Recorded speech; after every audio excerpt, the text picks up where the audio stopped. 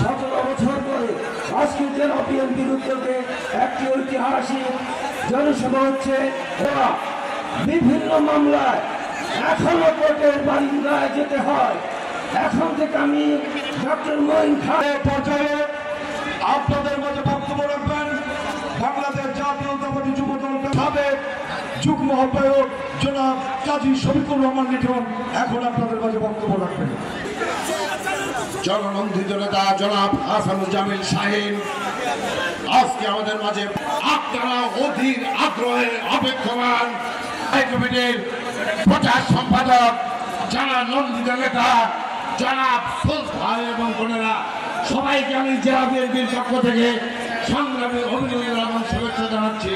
মাননীয় কথাই বলতে চাই, প্রিয় টাঙ্গাইলবাসী, আপনারা জানেন 5ই আগস্ট গণ অভ্যুত্থানের পরে দায়িত্ব রয়েছে। আজকে তারা এই সরকারকে সহযোগিতা করতেছে না। আজকে তারা চত্বর থেকে নেতৃত্ব বাংলাদেশ জাতীয়তাবাদী দলের মামাটি মানুষের প্রিয় নেতা কেন্দ্রীয় নির্বাহী কমিটির অন্যতম সদস্য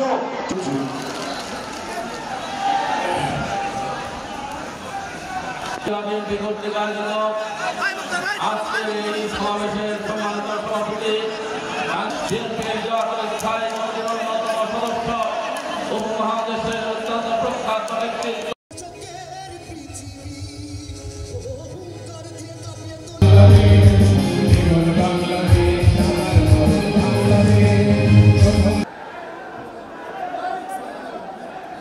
আজকের এই সভার সভাপতির আসন গ্রহণের জন্য আমি সবাই অনুরোধ করি। সংগ্রামী ভাইয়ের আমার টাঙ্গাইল জেলা আইনজীবী ফোরামের উদ্যোগে তোমাদের নেতৃত্বগুলোতে পিছিয়ে আছে, চেয়ার ফাঁকা না করে বসে তোমরা বসে না থাকে একটু পিছনে দেখো। মিছিল আসছে, আসবেই, আসতে থাকবেই।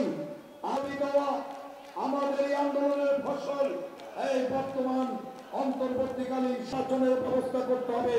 আমরা মনে করি নির্বাচনের মধ্য দিয়েই বাংলাদেশের সত্যিকারের গণতন্ত্র ফিরে আসবে। আব্দুল আজিজ চানখা, সাধারণ সম্পাদক, সাবেক উপজেলা চেয়ারম্যান এস.এম. ফেব্রুয়ারি আজকে এই সমাবেশের মধ্য দিয়ে প্রমাণ করে দিতে হবে। আমাদের বিএনপি জাতীয় নির্বাহী কমিটির একটা কথা বলতে চাই, আপনাদের যেভাবে নির্দেশনা দেওয়া হয়েছিল উপজেলার কারিগর ভাষার আমি সহ তারপর তারালাম সুসুখ